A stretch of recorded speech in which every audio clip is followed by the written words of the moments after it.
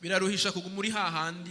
Inachosha kuendelea kuishi katika maisha yale yale. Ukamuri muri vya bindi. Na kubaki katika yale yale. Ariko vyose bifatanye nuko ukiri wa wundi. Lakini vyote vimeambatana kwa sababu bado wewe ni ule ule, haujabadilika. Reka rero bantu b'Imana tube irobe rishasha. Tureke Imana idukize. Tuache Mungu atuponye.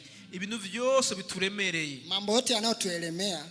Abagore baremerewe n'amafuti y'abagabo babo. Wanawake wameelemewa na machafu. Abagabo baremerewe. Wanaume wameelemewa n'ivy'abagore n'ivy'abana. Na mambo ya watoto na wanawake. Abana baremerewe n'ivy'abavyeyi. Watoto wameelemewa na mambo ya wazazi. Ndabifurije uyu mwaka muutangure muri decharge mw'izina rya Yesu. Kwa nawatakia mwaka huu mwanze mkiwa huru. Muture hasi ibikomere babateje abagenzi banyu, abagore banyu, abagabo banyu, abana banyu, abavyeyi banyu.